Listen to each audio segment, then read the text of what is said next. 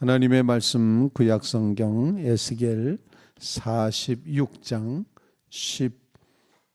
16절 말씀부터 끝절 24절 말씀까지를 교독하겠습니다.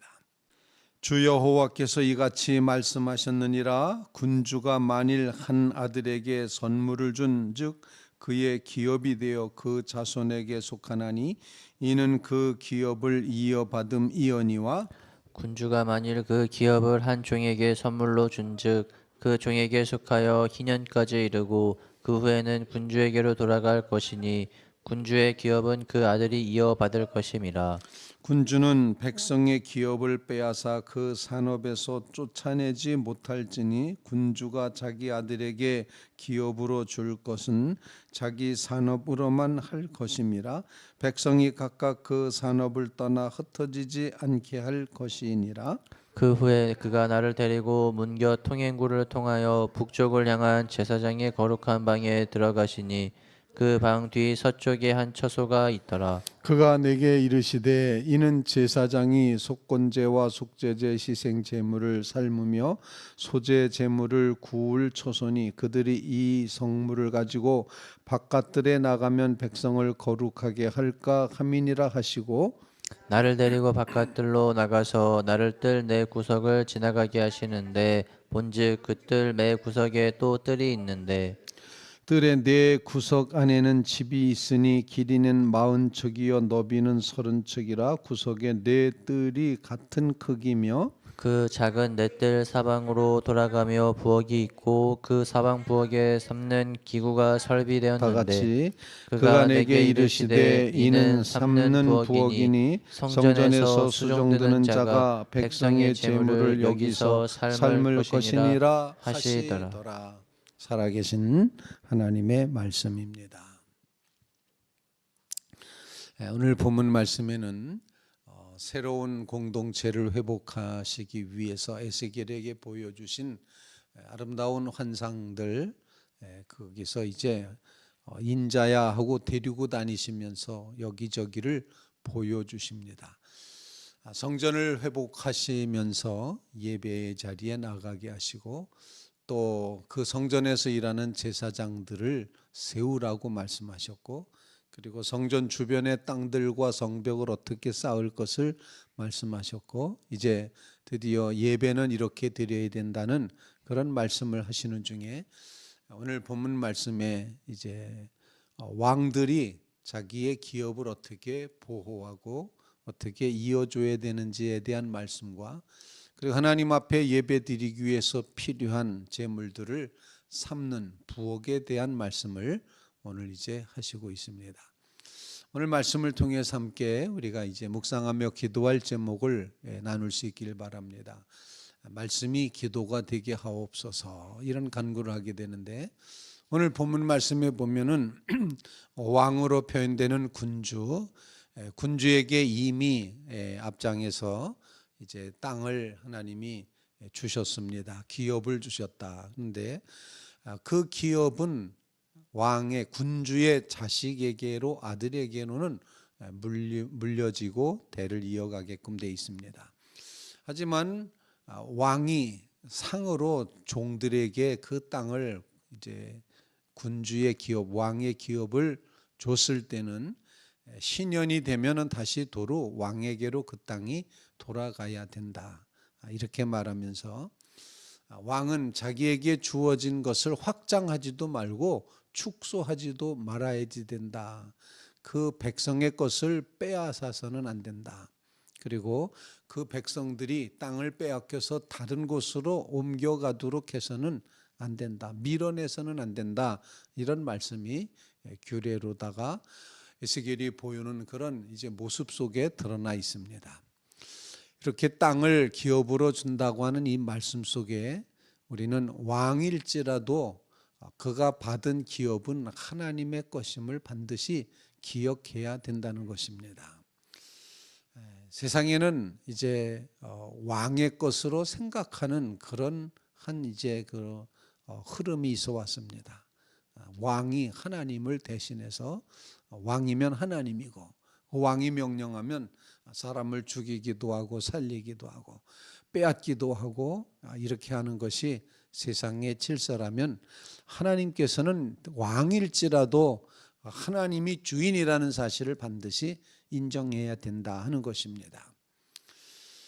이제 왕은 하나님의 성전에 나아가서도 다 나가지 않고 문 앞에 서서 하나님 앞에 예배하도록 그렇게 앞서서 규정을 했었습니다.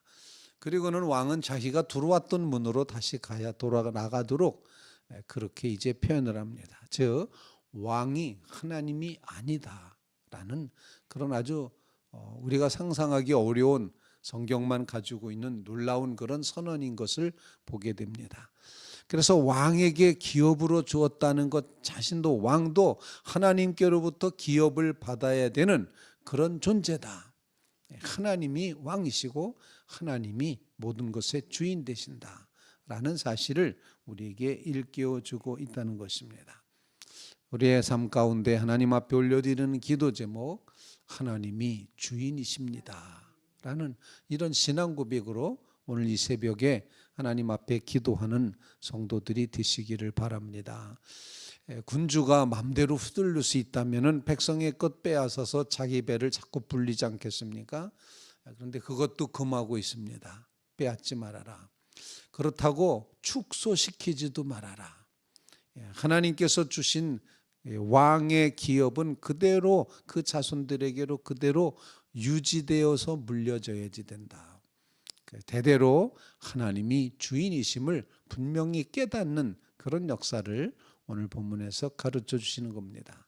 우리의 삶 가운데 하나님이 우리의 삶의 주인이십니다 고백하며 살아가는 이 신앙 고백이 꼭 이루어지시기를 주님의 이름으로 부탁을 드립니다.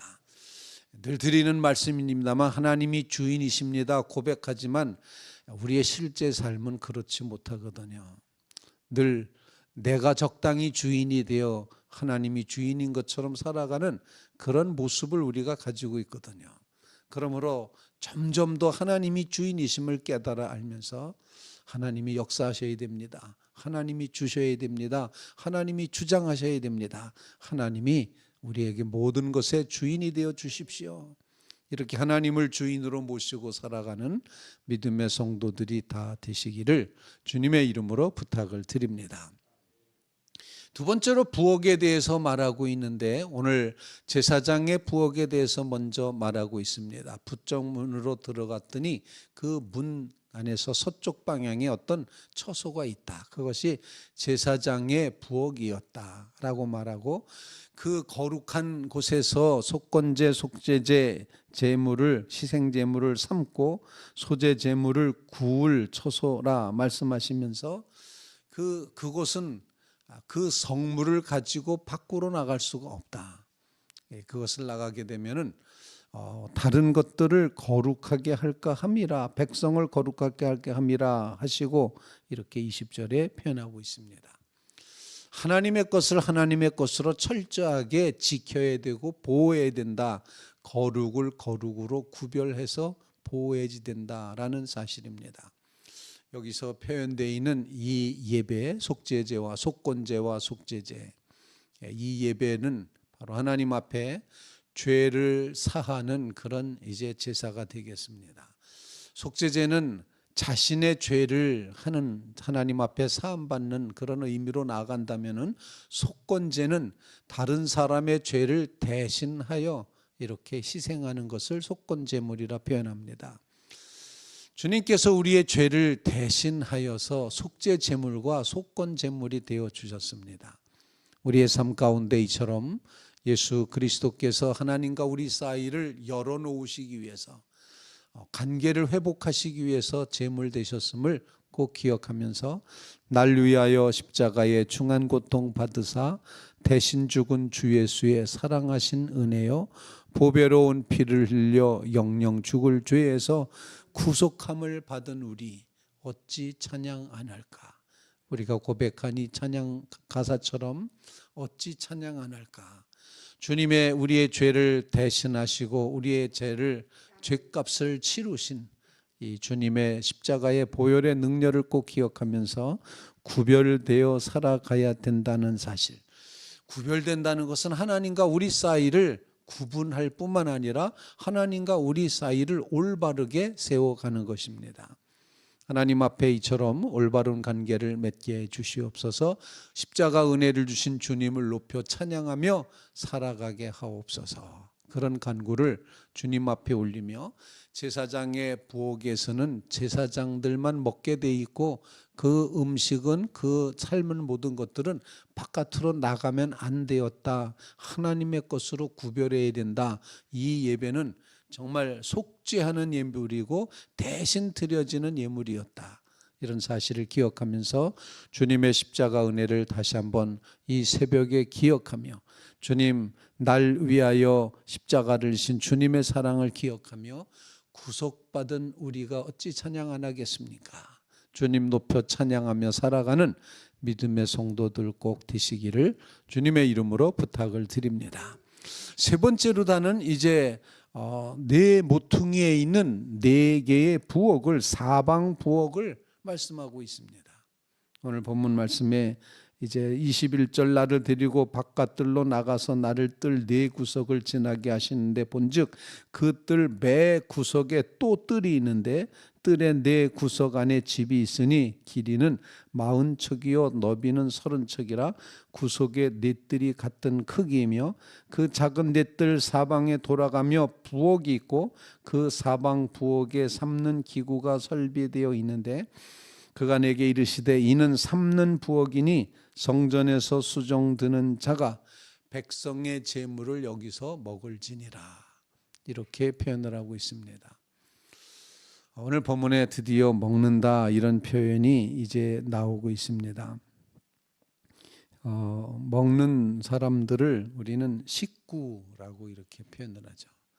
같이 먹는 사람을 식구라고 표현하는데, 오늘 이 네 사방에 이제 펼쳐져 있었던 이 부엌의 모습을 보면서 우리는 믿는 백성들이 식구가 된다, 친교가 된다라는 사실, 하나님 앞에 거룩하게 구별한 예배를 드리는 것뿐만 아니라 그 안에서 성도들의 교제가 이루어져서 친교가 이루어져서 우리는 식구다, 한 부엌을 사용하고 있다, 백성들과 함께 먹을지니라. 이렇게 네 곳이나 사방에서 편리하게, 접근하기 편하게 누구나 다 와서 식사를 할 수 있는 그런 공간이 오늘 여기 펼쳐지고 있다는 것입니다. 성전에서 수종드는 레위 사람들이 백성의 재물을 여기서 삶을 것이니라. 그리고 나누어서 먹게 되는 이런 모습을 보여주면서 공동체의 친교와 회복이 이루어진다는 것을 일깨워 주시고 있습니다. 그래서 우리로 하여금 하나님의 거룩한 백성으로 이렇게 친교의 삶이 이루어지게 해 주시옵소서. 우리는 연결되어 있는 네 구석에 연결되어 있는 하나님의 친교 속에 우리가 포함되어 있음을 꼭 기억하며, 우리가 하나님의 백성이고 주님의 식탁에 함께 참여한다는 사실을 깊은 그런 감격으로 맞이하면서 정말 주님 앞에 주님의 식구로 살아가는 믿음의 성도들 다 되시기를 주님의 이름으로 부탁을 드립니다. 오늘 주시는 말씀을 통해서 함께 기도합니다. 왕의 기업이 계속해서 이어져 가는 것처럼 기업을 주시는 분은 하나님이 주인이시고 하나님이 모든 것을 이루심을 기억하게 하옵소서. 왕이라고 스스로 권력으로 자기의 것을 확대하거나 또는 축소해서는 안 된다는 사실, 왕도 하나님을 섬겨야 된다는 것을 깨닫게 하옵소서. 우리의 삶의 참된 주인은 주님이십니다. 제사장의 부엌을 통하여서 속건제와 또 속죄제물을 그곳에서 삶았다는 사실을 기억하면서 예수 그리스도의 우리를 위한 이제 십자가 보혈의 공로를 기억하며 주님 앞에 기도하는 성도들 되시길 바라고, 네 모퉁이의 부엌을 통해서 하나님 백성이 서로 친교하고 교제하는 한 식구 되었음을 고백하면서 친교를 회복하는 삶을 이루게 하옵소서. 간절히 간구하는 주의 성도들 다 되시기를 주님의 이름으로 부탁을 드립니다.